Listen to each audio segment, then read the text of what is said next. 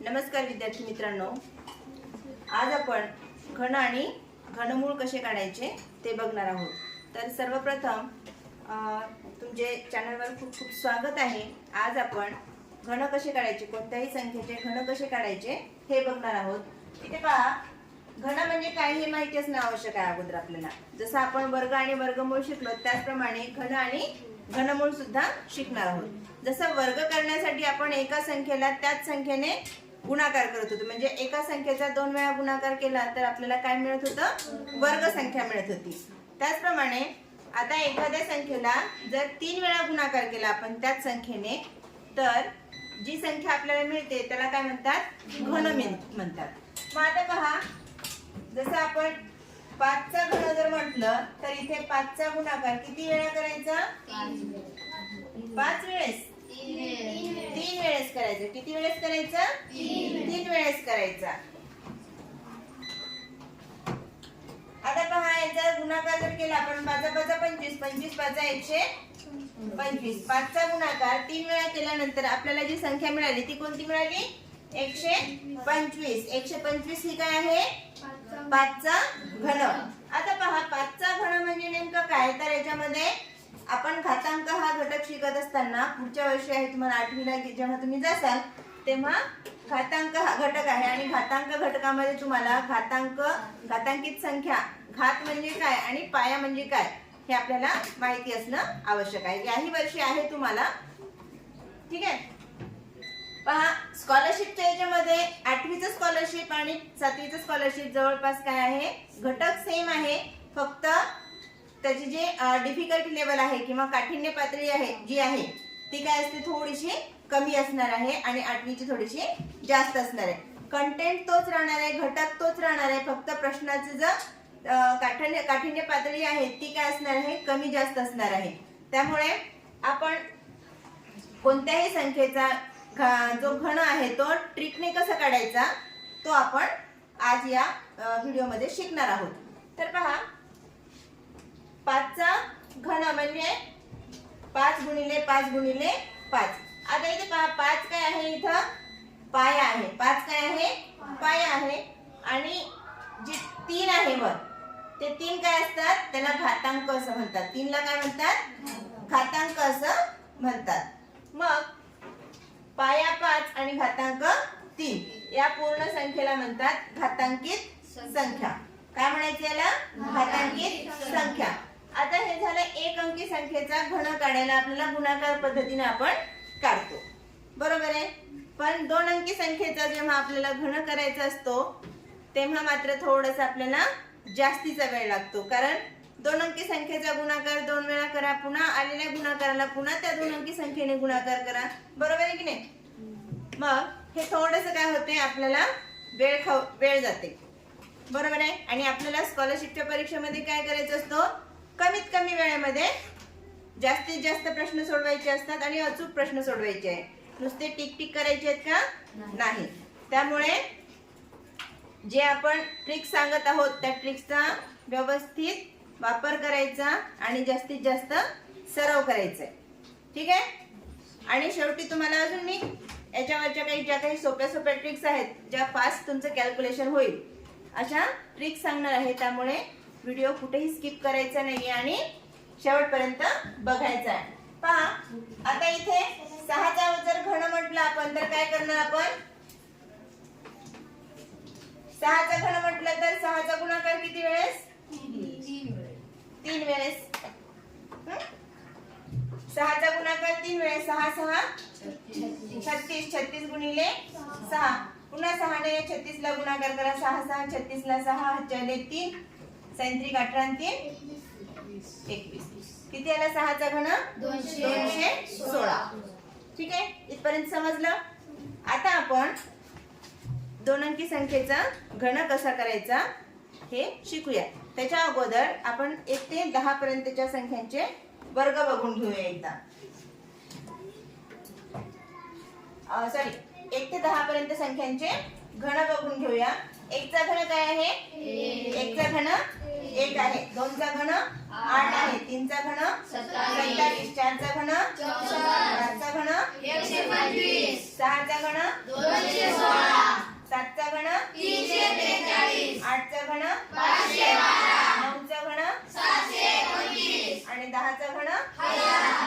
3000. ठीक आहे. पहा याच्यामध्ये एक गोष्ट आपण ऑब्झर्व जर केली, जसं आपण वर्गामध्ये ऑब्झर्व केली, कोणती, की कोणत्या संख्येच्या वर्गाच्या एकक स्थानी कोणता अंक असतो, आहे की नाही. 2च्या वर्गाच्या एकक स्थानी 4 असतो, 3च्या एकक स्थानी 9 असतो, आहे की नाही. हे जसं आपण ऑब्झर्व केलं होतं, बघितलं होतं, त्याचप्रमाणे इथे लक्ष द्या.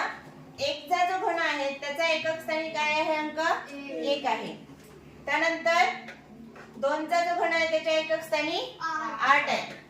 3चा जो घन आहे त्याच्या एकक स्थानी काय आहे 7 आहे. 4चा जो घन आहे त्याच्या एकक स्थानी 4. पहा इथं 4चा घन एकक स्थानी 4, 4चा घन एकक स्थानी 4. ही सुद्धा एक ट्रिक आहे जी आपल्याला दिलेल्या संख्येचं घनमूळ काढण्यासाठी मदत करणार आहे. कोणत्या संख्येचं घनमूळच्या किंवा घनाच्या एकक स्थानी कोणता अंक आहे हे मात्र विशेष करून लक्ष देण्याची गरज आहे. 4च्या एकक स्थानी 4, 5च्या घनाच्या एकक स्थानी 5, 6च्या घनाच्या एकक स्थानी 6, 7च्या घनाच्या एकक स्थानी 3 आहे. आणि पहा 3च्या घनाच्या एकक स्थानी 7 आणि 3 कॉम्प्लिमेंट झाले एकमेकांचे, आहे की नाही.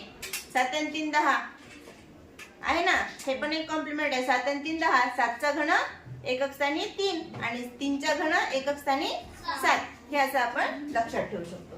त्यानंतर 8चा जो घन आहे 8च्या घनाच्या एकक स्थानी 2 आहे आणि 2च्या घनाच्या एकक स्थानी 8 आहे. म्हणजे 22 वर्षा याच्या उलट ते त्याच्या उलट 8 आणि 2 10. 2चा एकक स्थानी घन कोणता 8 आणि 8च्या एकक स्थानी 2 आणि नंतर 9च्या एकक स्थानी 9 आणि शेवटी 0 आहे म्हणजे 10च्या एकक स्थानी शेवटी 0. ह्या गोष्टी आपण लक्षात ठेवायच्या आहे. ठीक आहे. तर सगळ्यात महत्त्वाची गोष्ट म्हणजे 2चा घन जो आहे त्याचा घनाच्या एकक स्थानी काय असते 8 असते आणि 8च्या घनाच्या एकक स्थानी 2 असते. 3च्या घनाच्या एकक स्थानी 7 असते आणि 7च्या घनाच्या एकक स्थानी 3 असते. ह्या दोनच गोष्टी लक्षात ठेवायच्या.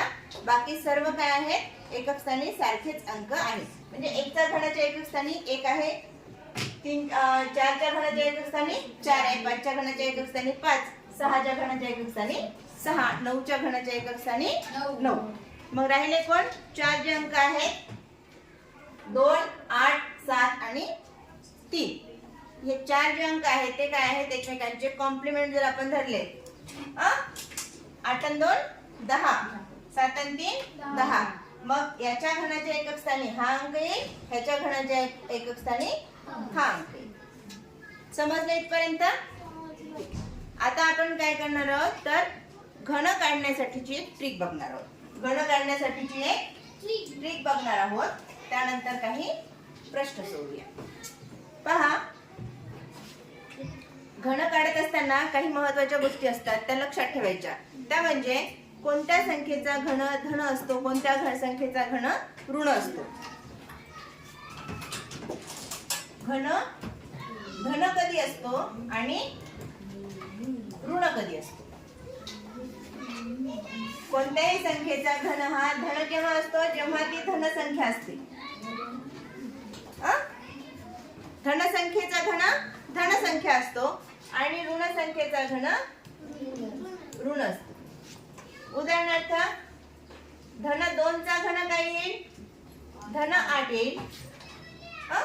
पाना करा धन 2चा घन बरोबर धन 2 गुणिले धन 2 गुणिले धन 2. 2 दुणे 4, 4 दुणे 8. सापडले सापडले सापडले. आता सापडली ना हरवले कुठे इथं. सापडले सापडले तर स्वतः जवळ ठेवून घेणार ना. देऊन टाकणार का किरण हे तुझे घेऊन टाक म्हणून असं म्हणणार का नाही. सापडले सापडले तर हे 2 सापडलेले आहे. आता हे सापडले प्लस सापडले सापडले. ठीक आहे. आता ऋण 2 घेऊया. ऋण 2चा घन ऋण 2 गुणिले ऋण 2 गुणिले ऋण 2. दोघांचा गुणाकार 4. हरवले हरवले सापडले सापडले गुणिले ऋण 2. सापडले हरवले हरवले.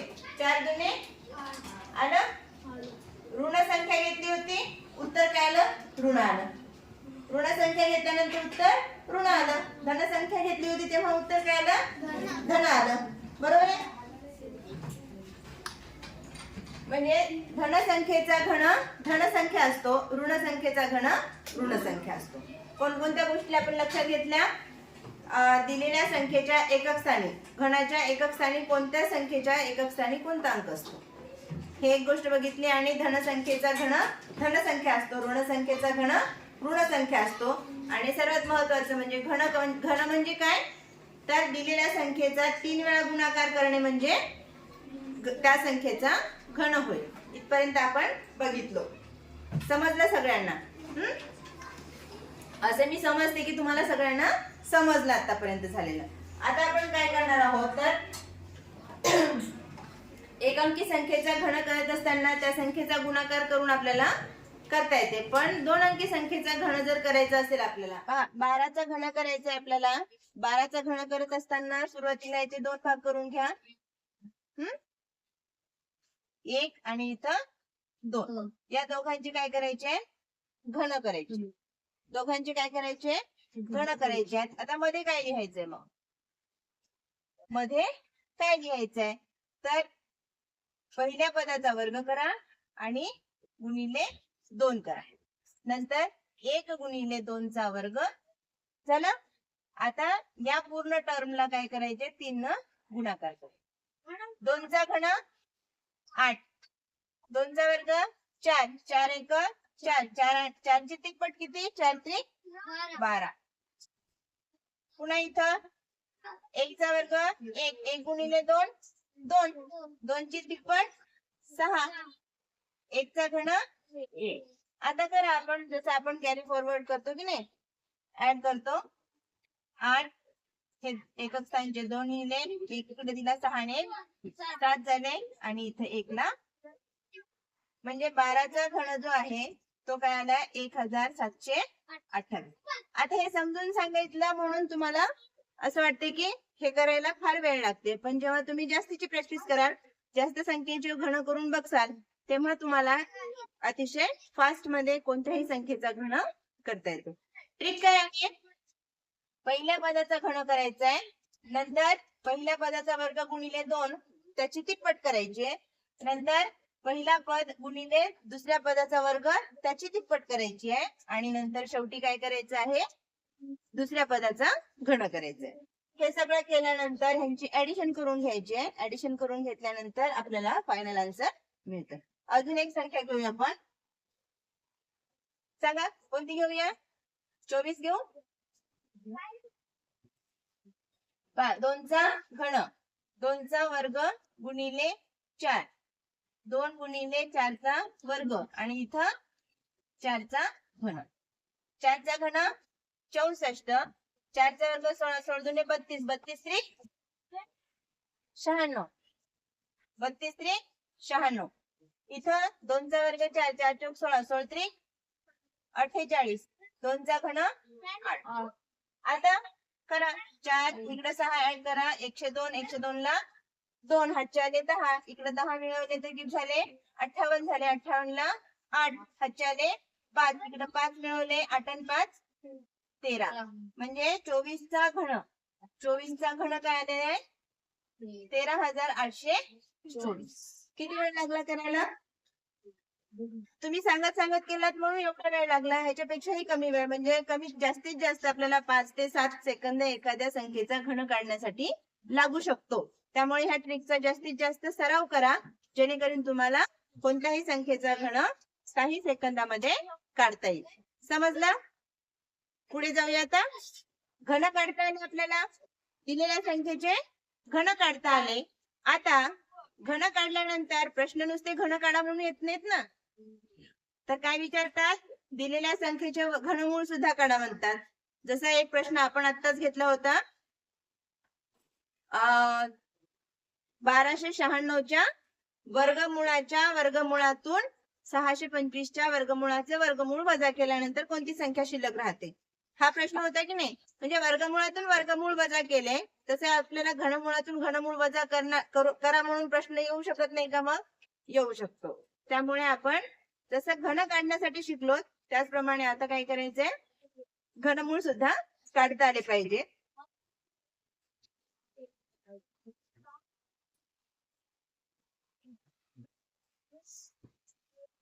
पहा, घनमूळ काढण्यासाठी इथं ऋण 11 आहे, म्हणजे याचा घनमूळ काय येईल, धन येईल की ऋण येईल? ऋण येईल. आताच आपण बघितलं होतं की ऋण संख्येचं घनमूळ कसं असते, ऋण असते. धन संख्येचं घनमूळ धन असते.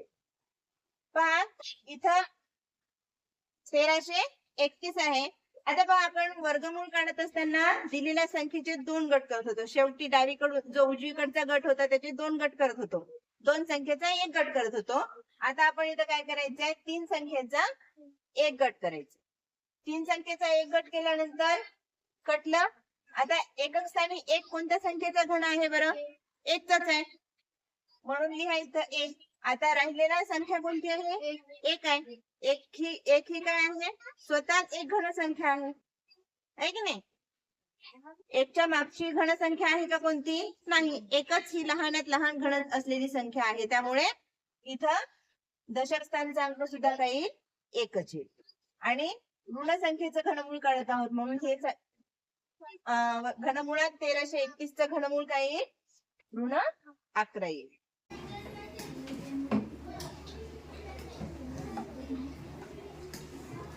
एकक स्थानी 8 आहे. एकक स्थानी 8 आहे, कोणत्या संख्येचा घन आहे? 2चा. 2च आहे फक्त. हा, फक्त 2च्या घनाच्या एकक स्थानी 8 आहे. आणि 10च्या अगोदरची मागची घनसंख्या 8. 8 ही कोणत्या संख्येचा घन आहे? म्हणजे उत्तर 22. हे काढता येईल तुम्हाला. याचे आन्सर्स तुम्ही सोडवायचे. ठीक आहे.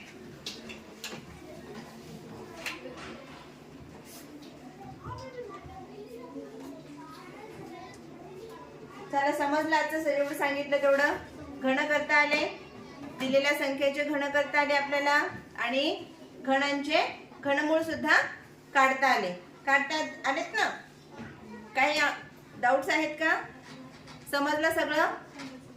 कोणाला काही नाही समजलं असं आहे? घन करताना काही अडचणी किंवा घनमूळ काढताना काही अडचणी नाही सगळ्यांना?